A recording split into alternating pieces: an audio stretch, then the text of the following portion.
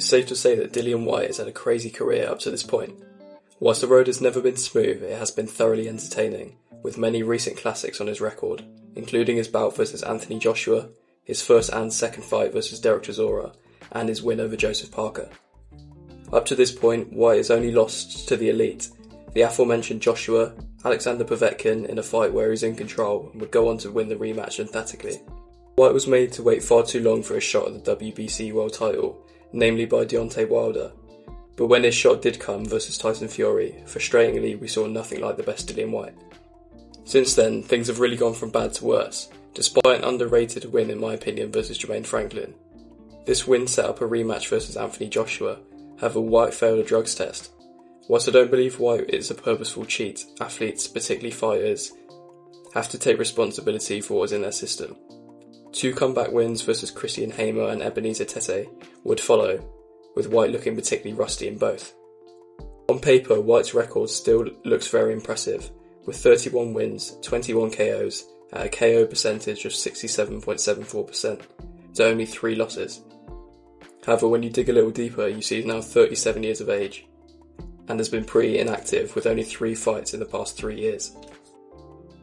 That is why so many people are backing the ferocious 20-year-old Moses Itauma, despite his inexperience at only 12-0 with 10 KOs and 83.3% KO ratio. Itauma is certainly highly rated.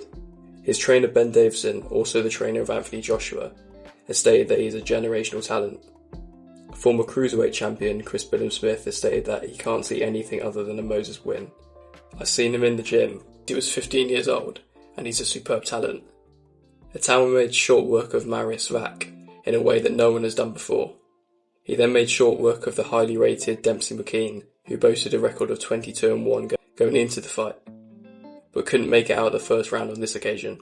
Most recently he was punch perfect versus Mike Ballaghan, stopping his man in 2 rounds. He doesn't have anywhere near the depth to his record as Whyte. It's the skills that he has shown that has people so excited. It's the mixture of hand and foot speed, but also the variation of his attacks from head to body. He uses feints to expertly set up his fight-ending shots. Even moving backwards, he is devastating.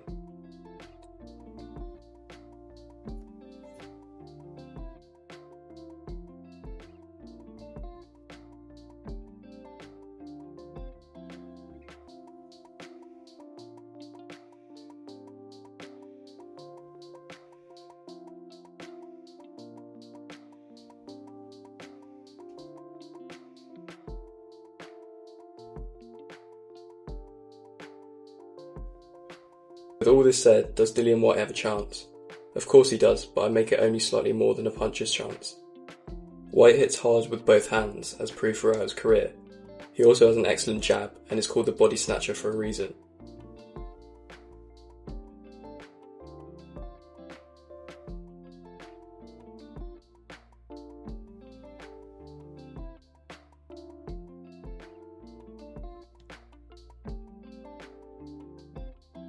Whyte is in great shape, and he's pretty much been in camp all year, having pulled out of the Joe Joyce fight with a finger injury.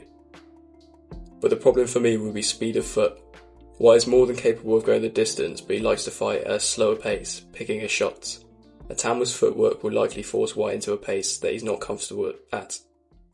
Therefore I can see a competitive fight early, but by rounds 6 to 7 I believe Whyte will be fatigued, and that's when Moses Itauma will take over and win by stoppage. Either way, it should be very entertaining. Let me know what you think, and I'll see you all again soon.